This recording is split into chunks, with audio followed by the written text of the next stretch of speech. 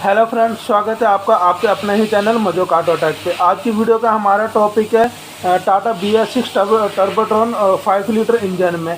कुछ दिन पहले हमारे पास जो गाड़ी आई थी उसमें हमें 3-4 प्रॉब्लम मिली थी, जिसमें एक हमारी प्रॉब्लम थी जो हमारा यूरिया का क्वालिटी सेंसर है उसका कपलर टूटा हुआ मिला था हमें।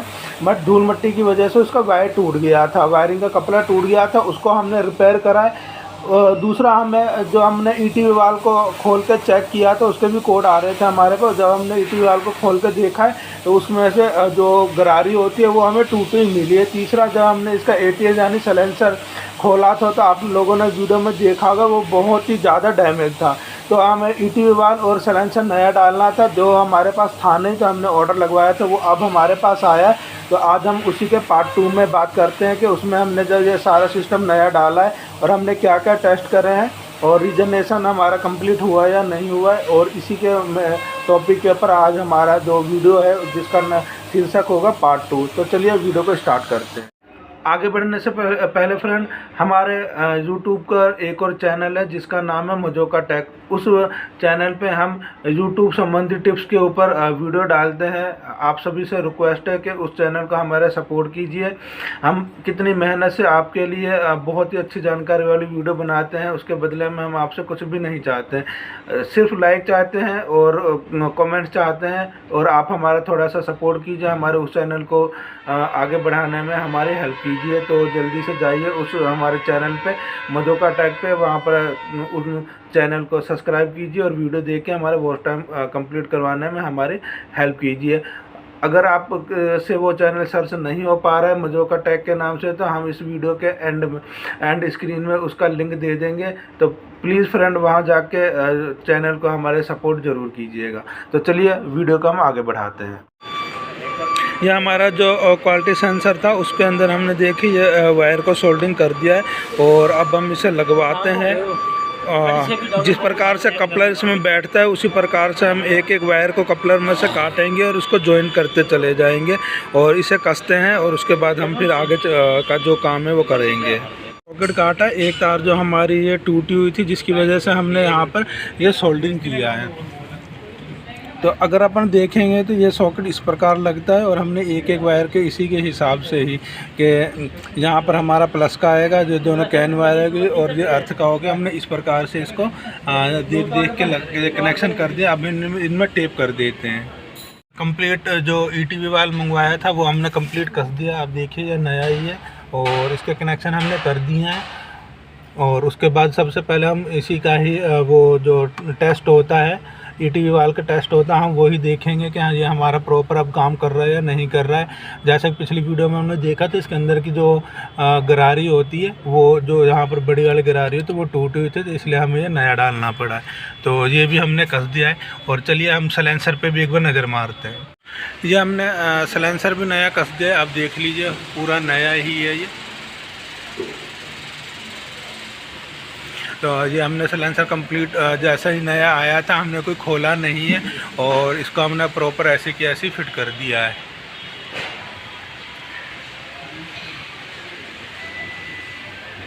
तो चलिए एक बार हम वो सेंसर के कनेक्शन हमारे साथ ही कर रहे हैं, वो कंप्लीट हो जाता है तो फिर हम इसमें लैपटॉप लगा के और आगे का जो भी मैटर है हम वो देखते हैं। तो चलिए हम फटाफट लैपटॉप कनेक्ट कर लेते हैं और उसके बाद देखते हैं हमारे आगे हमें क्या क्या करना पड़ेगा। तो सबसे पहले हम ECU में कनेक्ट कर लेते हैं और इसमें देखते हैं हमारे कौन से फाल्ट कोड आ रहे हैं।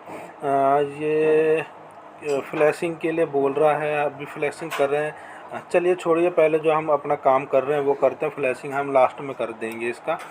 वैसे फ्लैशिंग पे ऑलरेडी हमने एक वीडियो बनाई हुई है, आप चाहें तो वो देख सकते हैं फ्लैशिंग कैसे करते हैं। तो SCR संबंधित फाल्ट कोड है और ये हमारे बता रहा है DF लेवल लो हो रहा है। तो हमने वो खोला ही था, जैसे कि हमने वीडियो में देखा है हमारा क्वालिटी सेंसर खोला था, तो जिसकी वजह से जो हमारा कोड आ गया होगा। तो चलिए हम इसे क्लियर कर लेते हैं।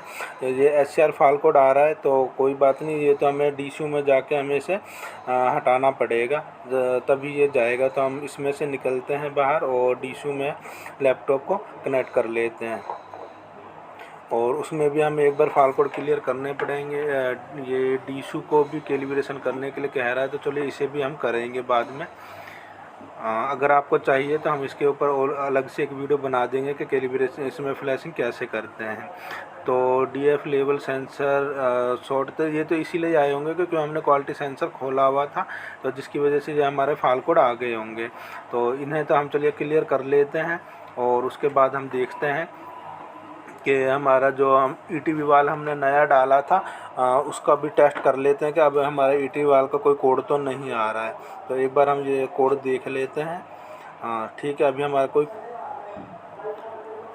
तो अभी हमारे इसमें भी कोई भी फाल्ट कोड नहीं आ रहे हैं। एक बार हम वापसी देख लेते हैं तो कुछ भी नहीं आ रहा है अभी हमारा इसके अंदर। तो चलिए इसमें से हमें वापसी बाहर आना पड़ेगा और वापसी हमें इंजन मैनेजमेंट सिस्टम में जाना पड़ेगा। इस गाड़ी में ये चीज़ की प्रॉब्लम है, कुछ काम DCU में करो, कुछ काम ECU में करो, तो बार बार कनेक्ट डिस्कनेक्ट करना पड़ता है।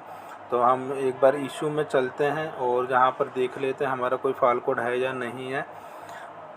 यहाँ पर कुछ मेमोराइज में है, इन्हें भी हम क्लियर कर लेते हैं। क्यों हमें DCU से ECU में इसलिए वापसी आना पड़ा है क्योंकि हमारा जो ETV वाल टेस्ट है वो हमें यहीं पे करना पड़ेगा। तो हम एक बार सबसे पहले हमारा ETV वाल ही चेक करेंगे, उसके लिए रूटीन टेस्ट में जाते हैं और ये ETV लर्निंग टेस्ट होता है, इसे सेलेक्ट करके करेंगे तो ये टेस्ट यहाँ हमारा प्रोसेसिंग चल रहा है। और ये आप देखिए टेस्ट इज फिनिश, ओके हमारा ये यानी ETV वाल कंप्लीट काम कर रहा है। एक बार हम दोबारा चेक कर लेते हैं कि हमारा ये ETV वाल जो टेस्ट है वो ओके हो रहा है, सक्सेसफुली हो रहा है। तो चलिए ये तो हमारा कंप्लीट हो गया है, तो इसको भी हम एक बार क्लोज करते हैं। और अब हमने जैसा कि हमने SCR सिस्टम यानी पूरा साइलेंसर नया डाला है तो हमें वहाँ पर जाके रिप्लेसमेंट करना पड़ेगा। तो हम वापसी हमें एक बार DCU में चलना पड़ेगा और वहीं रिप्लेसमेंट हमें वहीं पे जाके करना पड़ेगा। तो ये हमने गलत खोल दिया, एक बार इसे क्लोज कर लेते हैं और हम उसमें चलते हैं, DCU में चलते हैं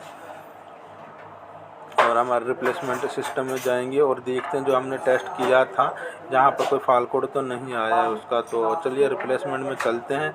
ये कंपोनेंट यहाँ से स्टार्ट करेंगे और कंपोनेंट सेलेक्ट करेंगे और इससे करके और हम DPF का ये खोलेंगे और इसके सभी चीज़ों को हम बारी बारी से रिप्लेसमेंट करेंगे।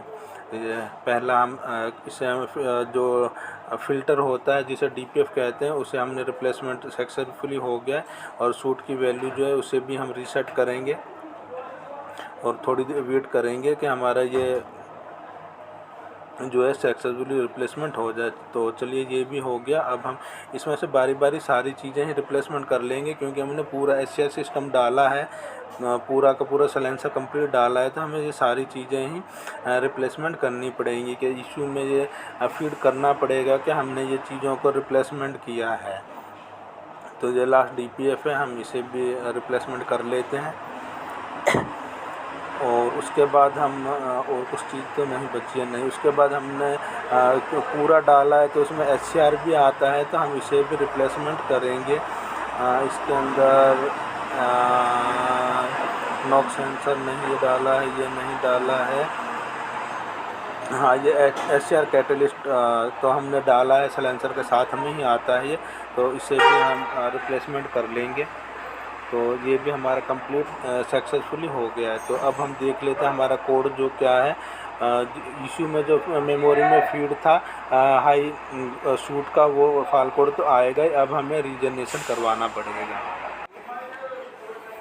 तो ये जो फाल्ट कोड आ रहे हैं इसमें तो कोई वो नहीं है और हम इससे एक बार देख लेते हैं और अच्छी तरह क्लियर करके कि और कोई फाल्ट कोड तो नहीं है। तो चलिए इसे तो हम क्लोज़ करते हैं और ECU में चलते हैं एक बार हम। और अब हमारा लास्ट जो बचा है वो रीजनरेशन का ही है, हम रीजनरेशन चालू करेंगे। इसे एक बार खुलने देते हैं और फिर देखते हैं कि हमारा जो हमने जो रिप्लेसमेंट कराया तो इसमें तो हमारा कोई फाल्ट कोड नहीं आया या नहीं आया। तो एक बार हम रिटर्न दोबारा देख लेते हैं तो हमारा कोई भी ऐसा फाल्ट कोड नहीं आ रहा है।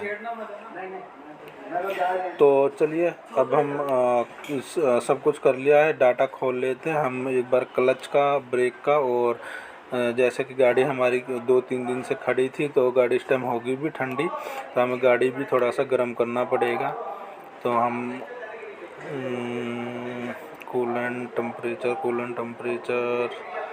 ये कूलेंट टेम्परेचर को सिलेक्ट कर लिया है मैंने, क्लच ब्रेक को और कूलेंट टेम्परेचर को सिलेक्ट कर लिया है। और अभी हमारा ये 56 है, गाड़ी को स्टार्ट करवा लेते हैं और गाड़ी को 80 तक तो हमें लेके चलते हैं। तब तक हम क्लच को भी 1-2 बार दबा के देखते हैं हमारा क्लच भी काम कर रहा है या नहीं कर रहा है।